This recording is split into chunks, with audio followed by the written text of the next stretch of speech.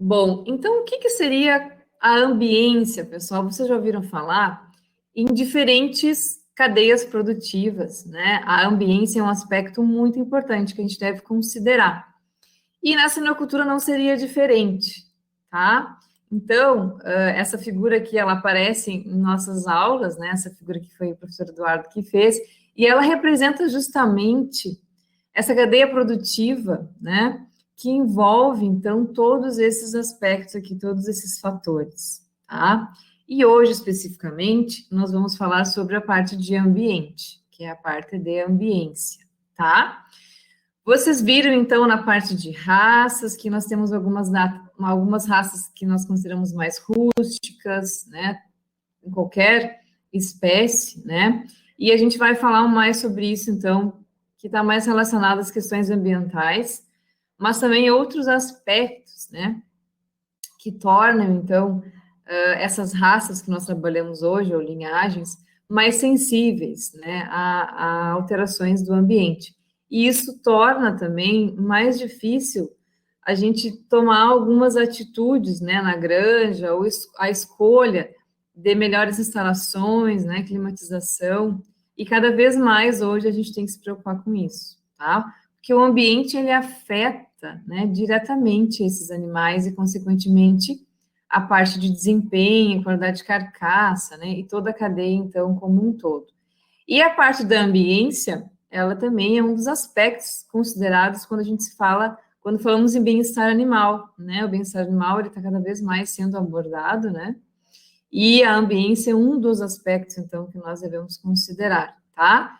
Então, para fechar esse ciclo produtivo, né, nós temos aqui vários aspectos que vocês nós iremos abordar sobre em cada tópico, tá? Alguns conjuntamente, outros separado. Por exemplo, depois vocês vão ter o manejo zootécnico, depois nutrição e alimentação, tá? A parte de produção, a parte de genética nós já vimos, né? A fisiologia, em todos os aspectos, a gente aborda um pouco da fisiologia. E ainda para finalizar a questão da biosseguridade, tá? Mas a ambiência, na verdade, a gente não tem como separar, por exemplo, nutrição e ambiente, nutrição e reprodução, nutrição, ambiente e reprodução, né? Todos esses aspectos nós trabalhamos em conjuntos, todos eles estão ligados, né? Imunidade e nutrição, ambiência com biosseguridade, né? Então, tudo, genética com nutrição, genética com reprodução. Então, a gente não tem como tratar assuntos assim, a gente trabalha com eles separadamente, mas lá no final da disciplina vocês terão que juntar todos esses fatores, tá? E isso é um grande desafio, né, para os profissionais que atuam na área, e principalmente aves e suínos, porque é muito intenso, né, o manejo, então, qualquer errinho ali que tiver, aves, então, nem se fala, né, um dia, dois, que a gente tenha problemas em relação à ambiência, a gente vai afetar todo esse lote, tá, comprometendo aí a minha produção, a produção desse lote, tá? Então, a gente vai ver aspectos, então, relacionados, então, mais à parte de ambiência. Quando a gente fala em ambiência, eu acho que vocês não têm, têm a disciplina de bem-estar animal, mas não especificamente a parte de produção animal, né? Eu não sei exatamente. Eu sei que na zootecnia tem essa parte, né? De bem-estar e comportamento separado, mas acredito que na veterinária a gente ainda não tem alguma disciplina específica, né? Mas de um modo geral, então, como eu havia falado para vocês, né? Então, na aula de hoje, eu vou mostrar para vocês alguns aspectos relacionados, então, aos fatores e elementos climáticos, né, que estão relacionados à parte de ambiência, né, que afetam a ambiência dos animais. Depois falar um pouco sobre aspectos dos animais em si, características fisiológicas, e como que essa ambiência afeta, né, os dados produtivos da minha granja.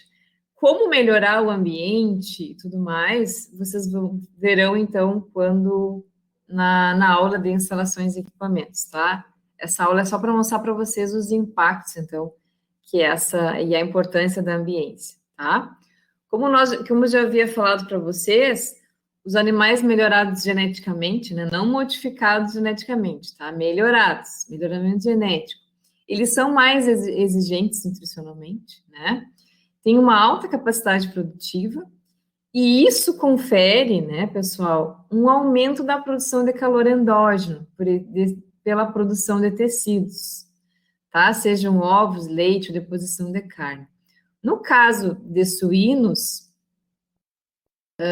dependendo da fase, né, eu vou ter produção de carne, principalmente, mas eu tenho a produção de leite das fêmeas, tá? Na fase da lactação. Isso é algo que a gente não pode esquecer, porque aí a gente acaba afetando também os leitões que estão sendo amamentados por ela, por exemplo, tá? Essa maior quantidade de calor a ser dissipada para o ambiente, a gente tem que trabalhar com isso, tá? Então, eu gosto muito de comparar com o ser humano, né? Tem algumas comidas, alguns alimentos que conferem uma produção maior de calor, certo ou errado? Então, tem algumas comidas que apetecem mais a gente comer no verão, outras no inverno, por exemplo. Não é isso que acontece? O que vocês me diriam? E como nós somos animais, né? Para os animais é da mesma forma. Então, né? Claro que no verão a gente vai querer comer sorvete, geladinho. Claro que tem a questão da temperatura do alimento, que pode influenciar, assim como a temperatura da água, mas o tipo de alimento também a gente tem que levar em consideração. Isso significa que, mudando aspectos nutricionais e da alimentação, eu posso melhorar o ambiente para esses animais? O que vocês me diriam? Ou de que forma nós poderíamos, então, melhorar o ambiente para esses animais? Você saberia me dizer? Como é que a gente melhora esse ambiente para os animais?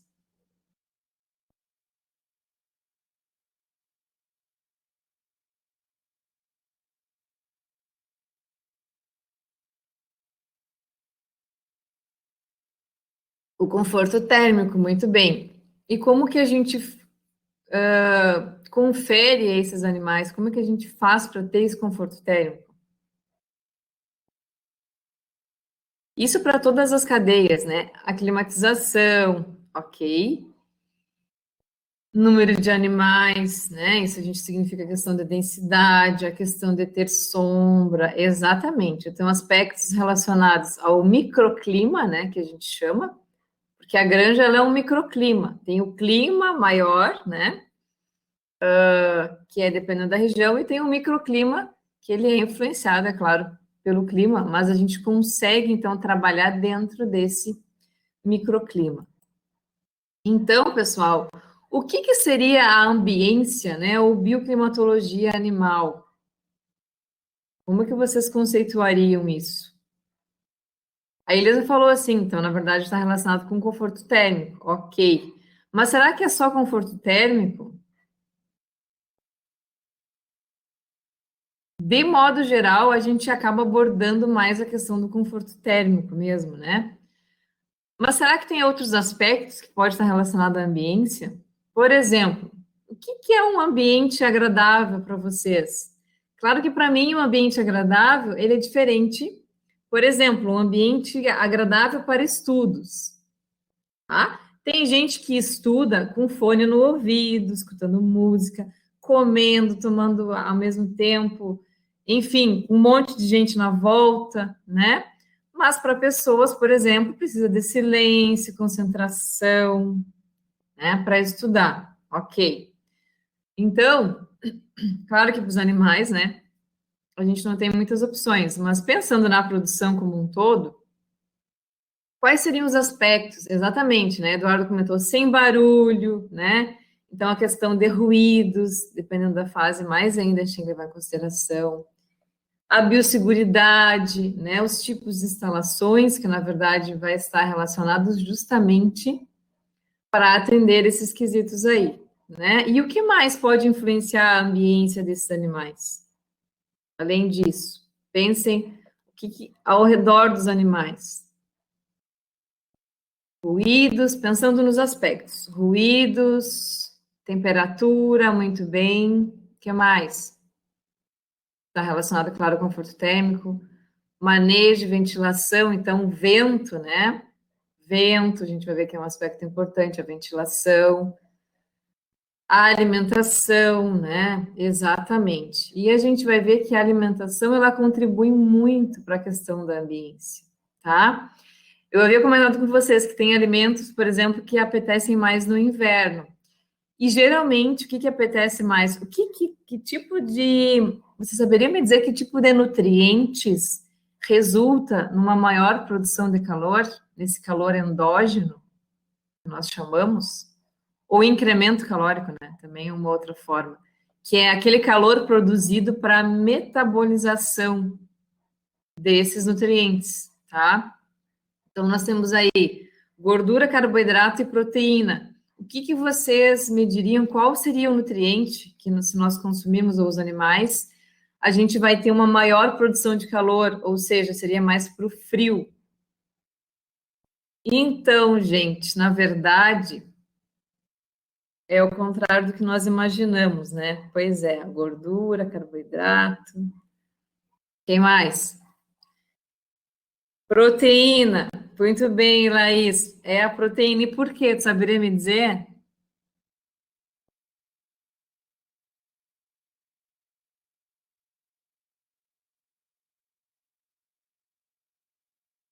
Não sei. Então, assim, na verdade, a gente sempre pensa na gordura, porque a gordura, ela tem uma densidade energética maior, né? 2,25 vezes mais do que carboidrato e proteína. A proteína também fornece energia, assim como o carboidrato. Só que o metabolismo da proteína, ela resulta em maior quantidade de calor produzida pelo organismo. Não é tão eficiente quanto a gordura. A gordura ela tem um menor incremento calórico, sabiam? Então, no verão, a gente utiliza mais a gordura na alimentação dos animais, é uma gordura mais para verão, porque além de ter a redução do consumo de ração, a gordura, para ser metabolizada, ela gera menor incremento calórico, menor produção de calor. Tá? Não confundam a função energética do nutriente, né, o que o animal consegue aproveitar da energia, e essa produção de calor. Essa produção de calor é a produção para metabolizar, então, esses nutrientes. Então, é o contrário do que a gente imagina, a gordura é mais para o verão e a proteína para o inverno. Então, depois, por isso que uma feijoada, né, que tem carne, a feijoada, ela tem bastante proteína, o feijão, né, dá esse incremento calórico, tá? E depois eu vou mostrar para vocês quais são os resultados, então, dessas modificações na alimentação, tá? Entendido? Então, é o contrário do que a gente imagina em relação à produção de calor desses nutrientes, tá? Isso especificamente para animais não ruminantes, tá ok? E nós nos incluímos, então, nesse aspecto. Então, aqui, pessoal, a ambiência, né, como vocês falaram, ela é uma relação bidirecional do ambiente e o objeto, né, no caso que seria o animal, e é o conjunto de fatores capazes de tornar o ambiente mais ou menos agradável, tá? Se eu falar em animais, especificamente em suínos, tá? A gente está falando no ambiente e no objeto. O ambiente ele vai ser sempre o mesmo dentro das categorias? O que vocês me diriam? Por exemplo, animal adulto, dependendo da fase, né? Depois vocês vão ver com o professor Eduardo as fases de produção, mas, de modo geral, a gente tem, assim, maternidade, gestação, crescimento, creche, crescimento e terminação, tá? E a gente tem diferentes idades também nesse aspecto. Vocês disseram que não, e realmente não. Por quê? O que varia em relação ao ambiente para essas diferentes categorias? Por que em algumas instalações, alguns setores, eu posso dizer, a gente vai utilizar, por exemplo, cortina e no outro não? Ou em alguns setores, a gente vai, setores que é gestação, maternidade, creche, crescimento e terminação, basicamente, reprodução, né? Em um, a gente vai deixar a cortina mais fechada e outra aberta. As necessidades. Que necessidades, Elisa?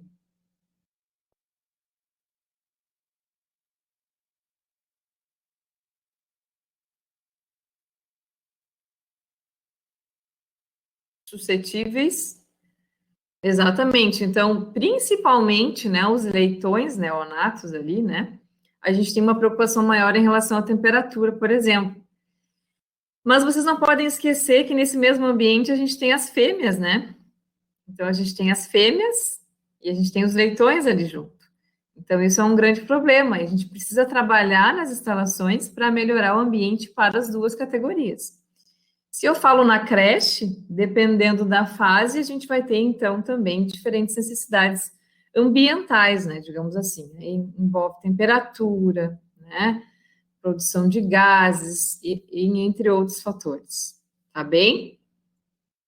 Então, quando a gente conceitua a ambiência, né, a ambiência ela pode ser dividida também em térmica, como vocês comentaram, né? Geralmente a gente acaba focando para conforto térmico, que de modo geral causa grande impacto na minha produção. A lumínica, que seria em relação à luminosidade, tá? E a luminosidade para aves, então, é algo essencialmente, muito importante, tá? A acústica, né, ruídos que vocês comentaram, e a questão da qualidade aérea, né, gases tóxicos, presença de patógenos, enfim, que possa ser veiculado, então, de forma aérea, tá? Aerógena, por exemplo. E todas podem ser consideradas fatores importantes para que a gente atinja o máximo da produtividade, né, que o potencial genético de cada espécie ou raça animal pode expressar. Então, a gente tem uma questão, a gente tem animais com alto potencial genético, com alta exigência energética, alta exigência nutricional, e esses animais, o próprio desenvolvimento deles gera, né, a capacidade de produção de carne, de leite, por exemplo. Se eu pensar na vaca de leite, aquela vaca que tem uma alta produção de leite, ela é afetada mais do que uma outra vaca que não produz tanto leite. Vocês concordam comigo? Se eu usar uma câmera termográfica na parte dos tetos dos animais, as fêmeas que estão em produção, a gente tem muito calor, porque é justamente esse incremento calórico, essa produção de calor que a gente vai ter nesses animais. Então, a produção de leite, a produção de carne como um todo, né? A produção dos fetos, né? Eu gosto muito de comparar, eu não tive filhos ainda, mas as minhas amigas que estão grávidas ou tiveram filhos, né? As gestantes têm muito mais calor, né? Porque a gente tem um metabolismo ali enorme, né? Na produção, então, desses fetos, certo? Então, como o professor Eduardo mostrou para vocês, nós somos muito semelhantes aos suínos, né? Então, eu gosto de fazer esse comparativo, essas analogias, porque é igual, tá? Fêmeas em gestação, fêmeas em lactação, a necessidade, a produção de calor, ela vai ser a mesma. E aí é um grande problema, né? Nós temos que trabalhar com esses animais com alta exigência, que a gente precisa fornecer mais nutrientes e, ao mesmo tempo, equilibrar essa questão, então, ambiental, tá? É um grande desafio, então, que a gente tem. Ainda bem que nós temos pesquisadores que trabalham diretamente, então, né, desenvolvendo melhores instalações, formas, né, da gente manter, então, esse conforto térmico, formas de medir também, né, esses valores aí, esses índices climáticos, tá? Bioclimáticos. Então, a gente tem uma das principais consequências, né, da interação negativa entre o animal e o ambiente é a perda da produtividade, né, devido ao estresse térmico, principalmente. A gente tem trabalhos que mostram, por exemplo, concentração de amônia, de outros gases, né, no ambiente, mas a temperatura geralmente, né, na verdade, o conforto térmico, né, ele está muito mais avançado, né, e tem muito mais consequências, então, no desempenho dos animais. A ambiência não se restringe ao conforto térmico, conforme a gente havia falado, né, e também não é sinônimo de bem-estar animal, apesar de ele estar ligado diretamente. Então, quando a gente fala em bem-estar animal, não é só conforto térmico, né, envolve muitos outros aspectos, então, que a gente tem que levar em consideração, tá? A ambiência, sim, é um dos pilares para se conseguir o bem-estar animal, agrega profissionais dos muitos diferentes setores, para que possam juntos solucionar problemas de ocorrência diária na criação moderna. Então, hoje, pessoal, falar em produção sem falar em bem-estar animal não tem muita saída, tá? A gente precisa, então, é algo que a gente precisa. O Brasil e o mundo vêm evoluindo, né, com formas mais adequadas de produção, justamente para tentar, então, o bem-estar animal. Na verdade, né, esse bem-estar animal, ele envolve tudo que a gente vai ver na disciplina, e isso vai refletir, né, nesse animal. Mas esse animal produzindo bem não significa que ele está em bem-estar, tá? Uma alta produtividade não significa que ele está em bem-estar animal. Isso a gente também tem que levar em consideração, tá? Mas a ambiência, ela é sim muito importante quando a gente fala em bem-estar animal. Entendido, pessoal? Dúvidas até aí?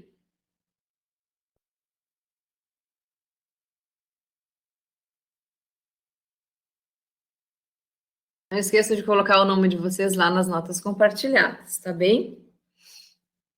Ok. Então, pessoal, a gente tem, se falar em elementos, fatores climáticos, né, que afetam os animais, a gente tem o clima, né, que, aliás, eu até estava comentando com vocês que o nosso clima está muito maluco, né, ontem para hoje, esfriou de uma maneira muito rápida, né, e se afeta a nós, também afeta os animais, né, essas mudanças climáticas, esses choques térmicos, né? Isso afeta muitos animais. E além disso, a gente tem então esse clima ele vai variar de região para região, né? Do Brasil e no mundo, e fatores e elementos climáticos que variam de um dia para o outro, como por exemplo, temperatura, umidade, né? Vento. Então vocês acompanharam aí, segunda foi um horror, né? Choveu, a questão pluviométrica também, chuvas. E a gente já não consegue mais acompanhar, né? A gente tem os aplicativos ali, a gente olha, hoje não vai chover, daqui a pouco cai um mundo d'água, né?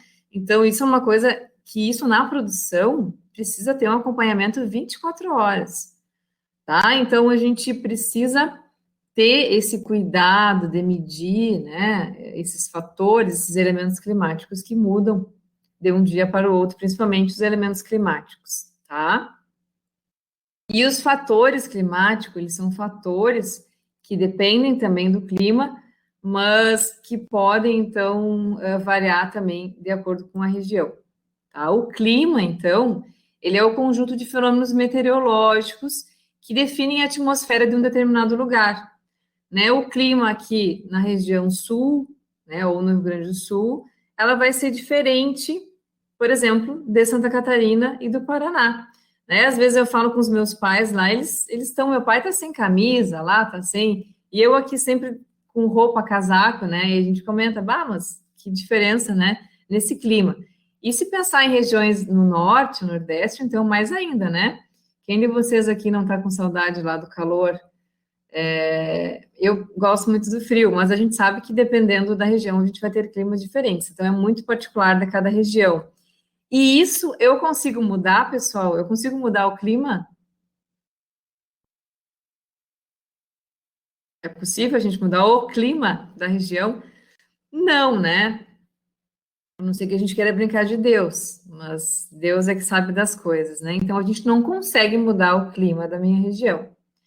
Claro que as nossas atitudes, elas podem influenciar o clima, né? Futuro, a gente sabe. Não, mas é possível se adaptar, exatamente, Elis. Então, a gente tem assim, ó, inclusive quando a gente tem a compra de animais de outros países, né, a gente precisa de uma adaptação, né? Tem o termo aclimatação ou adaptação dos animais para esse ambiente. Assim como a gente, quando vai para outro lugar, né, morar em outro lugar, a gente precisa desse período de adaptação, e isso é possível, tá? Então, a gente sempre tem que levar em consideração. Um exemplo de clima, né, tropical úmido, tá? E na maior parte do ano, essas temperaturas ultrapassam o limite superior da zona de conforto dos animais adultos, dependendo, então, da região, é claro, tá? Então, pessoal, é sempre importante a gente avaliar, dentro do clima, nós temos os microambientes, tá? Que é o nosso microclima. O microclima, ele vai variar de granja para granja, tá? Claro que se elas são próximas, né, elas vão ter um microclima semelhante. Mas aí vai depender de tudo que vocês falaram aí, das instalações, por exemplo, instalações com baias fechadas na lateral, com uso de cortinas, vocês falaram em densidade animal, vocês falaram em temperatura, umidade, tudo isso vai influenciar no meu microclima, tá? Então, até que ponto essas diferenças exigirão variações da arquitetura ou estrutura das construções? O pé direito da minha instalação. O que mais eu devo considerar numa instalação para pensar em ambiência, pessoal? O que é o pé direito? É claro que a gente não entra muito especificamente nesses aspectos, mas ficaria mais para a parte de engenharia, né?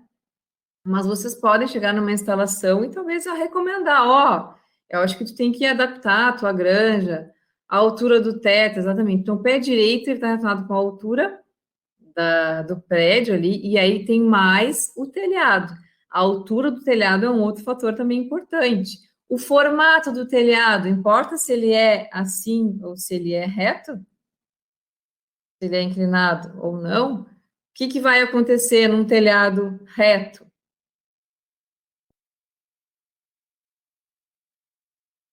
O material do telhado, muito bem, a dissipação do calor, a passagem, né, do calor, pensando nos gases, os gases quentes, eles sobem e o frio desce, né?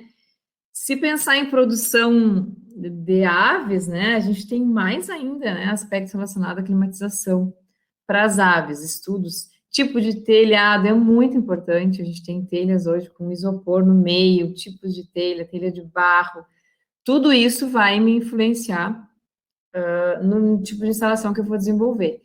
E isso vai variar muito de região para região, né?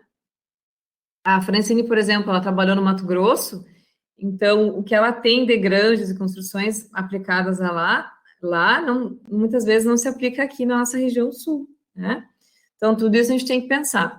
Então esse microclima ele é influenciado pela radiação solar, temperatura, umidade, velocidade do ar. Em relação à minha instalação em si, quando a gente fala em radiação solar, a gente preconiza, então, uma posição solar mais adequada. Qual seria a posição? Norte-sul, leste-oeste? Qual que se recomenda? Para a gente não ter essa radiação solar direta nos animais, né? Em algum momento, o sol ele tem que passar na cumeira, né, do telhado, em cima do telhado. E para isso, qual seria a melhor posição da minha instalação? Leste-oeste ou norte-sul? Não sei se vocês já viram isso em outras cadeias produtivas. Seria a posição leste-oeste, né? Porque aí esse sol ele vai passar por cima do telhado. Mas isso depois na aula de instalações, vocês vão ver então mais sobre esse aspecto aí. Então é muito importante fazer essa visita em loco, né, lá na granja, para vocês verem alguns aspectos. Quando vocês forem numa granja, né, observar esses aspectos, talvez não tão estruturais, mas como futuros profissionais aí, né, se eu falar em veterinária, ou zootecnia, aí depende também da profissão, mas como veterinário, vocês vão entrar na granja, e quais seriam os aspectos que vocês levariam em consideração para dizer, ó, esses animais aqui estão com calor, esses aqui estão com frio. Como que a gente faz para avaliar isso? A gente sabe que tem temperaturas adequadas para diferentes categorias, né? Mas como que a gente faz para saber se os animais, ou lá o pintinho, os pintinhos estão com frio, estão com calor, os leitões estão com calor, estão com frio? O comportamento, né? Exatamente. Então, o comportamento animal, ele é muito importante, essa avaliação, tá? E hoje nós temos equipamentos que avaliam, inclusive, o comportamento animal, tá? Eles têm como avaliar o conjunto como um todo, tá bem? E esses aspectos, né, quando a gente fala de temperatura, umidade, vento, eu posso avaliar esses fatores em separado, por exemplo, considerar só a temperatura, umidade e velocidade do ar, o que vocês me diriam? Ou eles estão relacionados? E aí nós falaríamos só em temperatura e pronto, né? Eu morei em Uruguaiana, né? Então, o calor aqui em Pelotas, em Uruguaiana, ele é muito diferente. Porque o que que existe de diferença de Pelotas para Uruguaiana? O calor da Uruguaiana é horrível. A umidade, exatamente, né?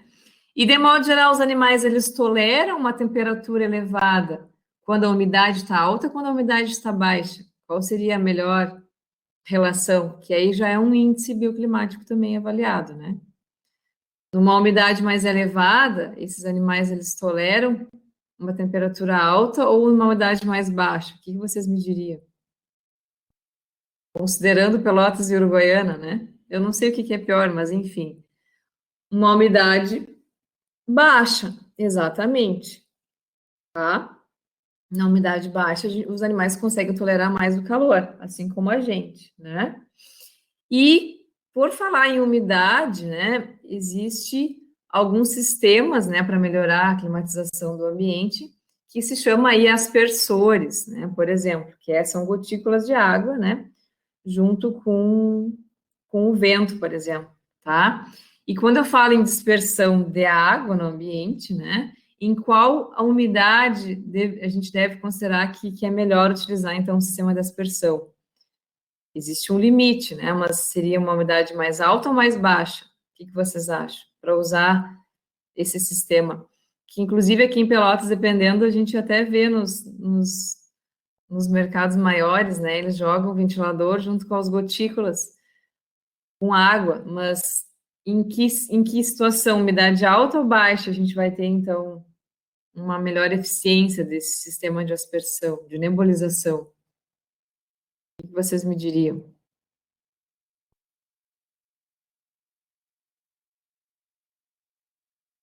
Se a umidade está alta, significa que eu tenho uma concentração, né, maior de água ali no meu ambiente, né? Tá saturado. E se eu colocar, jogar mais água, aí vai piorar a situação, né? Então, numa umidade mais baixa, exatamente, tá? Umidade baixa, a gente consegue utilizar muito bem esse sistema de aspersão. Inclusive, quem mora, né, em regiões com umidade baixa, para não ter problema respiratório, utilizam aí umidificadores, né, para melhorar. E no sistema animal é a mesma coisa, tá? Na produção animal.